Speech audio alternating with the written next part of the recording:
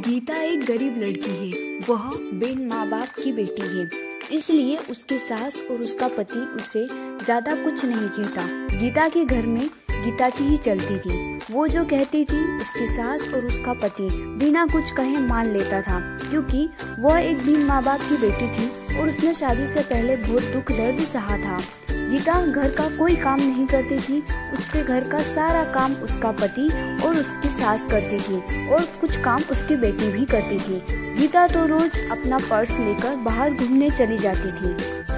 गीता को कोई कहता भी नहीं था कि वह इस तरह रोज बाहर न जाए या घर का काम करे। घर का काम उसका पति और उसकी सास कर लेती थी।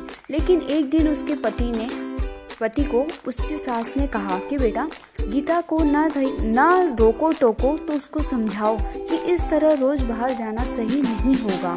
हाँ, वो बाहर जा सकती है, पर वो अगर कभी कभार जाए तो ठीक है, लेकिन अगर वो इस तरह रोज बाहर जाएगी तो हमारे समाज के लोग क्या कहेंगे।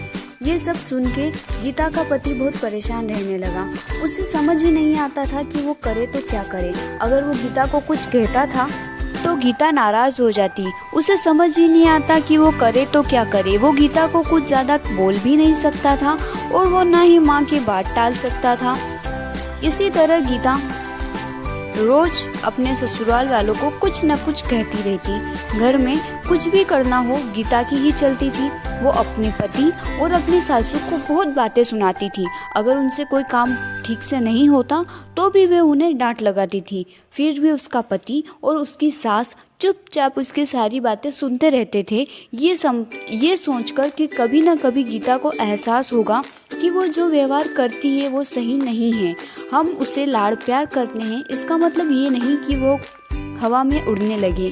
पर ये बात कभी उसके ससुर ने और उसके पति ने उसके मुंह पर नहीं कही। उन्हें सिर्फ इसी बात का विश्वास था कि कभी न कभी उसे इस चीज का एहसास होगा। एक दिन ऐसे ही गीता अपनी सहेली रश्मि से मिलने जाती है। वो दोनों काफी दिनों के बाद मिलती है। रश्मि उसको सारी बातें बताती है कि कैसे उसकी सासू उस पर अत्याचार करती है और उसका पति भी उसकी सास की मदद करता है, उसे कुछ नहीं कहता। उसकी सास उसके पति को उसके खिलाफ भड़काती भी रहती है। वो चाहे कितना भी काम कर ले, कितनी भी अच्छी तरीके से घर की सारी साफ सफाई करे, सारा काम करे, फिर भी उसकी सासू उसमें नोकझोंक निकाली देती थी और उसका पति भी उसकी माँ का साथ देता था।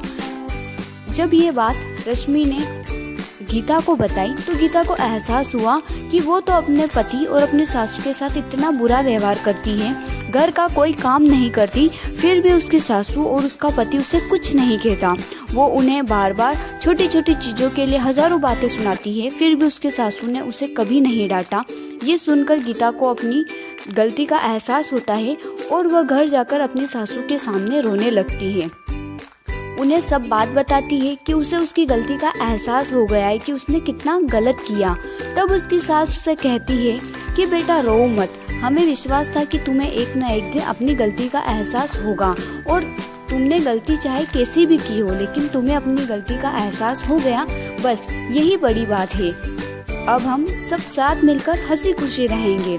तुम बिल्कुल शौक मत मनाओ, क्योंकि हमें पूरा भरोसा था कि तुम एक अच्छी लड़की हो और तुम्हें एक न एक दिन अपनी गलती का एहसास जरूर होगा। इसके बाद गीता और उसका परिवार साथ मिलकर हंसी खुशी रहने लगा। वो सब मिलकर सारा काम करते और हंसी खुशी जीवन यापन करते। अगर आपको स्टोरी अच्छी लगी हो तो वीडियो को लाइक और चैनल को सब्सक्राइब जरूर करें। इसी तरह के ग्रीन इफेक्ट वाले वीडियो के लिए यह स्टोरी कार्टून वीडियो आप अपने वीडियो पर यूज़ कर सकते हैं। इसमें कोई कॉपीराइट नहीं आएगा।